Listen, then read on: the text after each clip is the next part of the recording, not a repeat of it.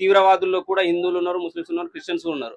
అదే ఇప్పుడు అన్నాడు కదా, పవన్ అన్న అన్నాడు అంటున్నారు కదా, పాకిస్తాన్ ప్రేమించే వాళ్ళందరూ అక్కడికి వెళ్ళిపోండి అని చెప్పేసి. మీరు వెళ్ళి ఇప్పుడు డైరెక్ట్ మీడియా తరఫున మీరు వెళ్ళి కానీ, లేదంటే పబ్లిక్ కానీ, నాలంటి వాళ్ళు కానీ అద్దంకి దయాకర్ సార్ దగ్గరికి వెళ్ళి సార్ మీరు పాకిస్తాన్ వెళ్ళిపోండి అని ఎవరైనా చెప్పగలుగుతారా? చెప్పరు. ఎందుకు? భయం. పొలిటిక్స్ కాబట్టి మళ్ళీ మనని ఏం చేస్తారు అని చెప్పేసి.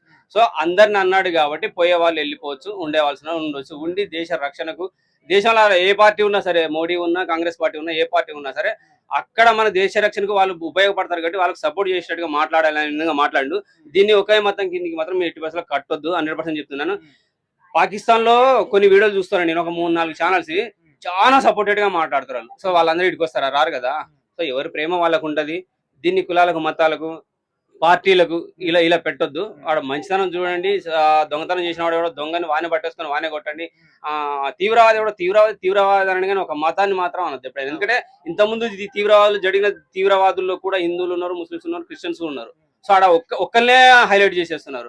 ఓన్లీ ముస్లిం ముస్లిం ముస్లిం, లేదంటే హిందూ హిందూ హిందూ అని. ముస్లిం బయటకు తీసుకొచ్చినప్పుడు ఈ ముస్లింలు హిందువులు తీస్తారు, హిందువులు ముస్లింలు తీస్తారు. ఇవన్నీ ఏంటంటే పొలిటికల్ టర్మ్ తిరుగుతున్నాయి, కులాలకు మాత్రం గొడవలు పెట్టేస్తున్నారు. అక్కడ పాకిస్తాన్ లో కూడా చాలా వీడియోలు చూసినా చాలా బాగా అనిపించేస్తుంది. ముస్లిం అమ్మాయిలు, ముస్లిం అబ్బాయిలే చేపిస్తూ ఉంటారు వీడియోలు, మన మీద ఎంత ప్రేమ ఉందనేది. సో మన స్టడీ ఎంత బాగుందని చాలా చూపిస్తూ ఉంటారు. సో ఇలా కులాలకు, మతాలకైతే అంటగట్టద్దు. తప్పు చేసేవాడు ఎవడైనా సరే గవర్నమెంట్ రూల్స్ కు అనుగుణంగా, ఆ దేశ రాజ్యాంగాలకు అనుగుణంగా శిక్షలు వేయాల్సిందే ఖచ్చితంగా, వదిలిపెట్టే ప్రసక్తే లేదు.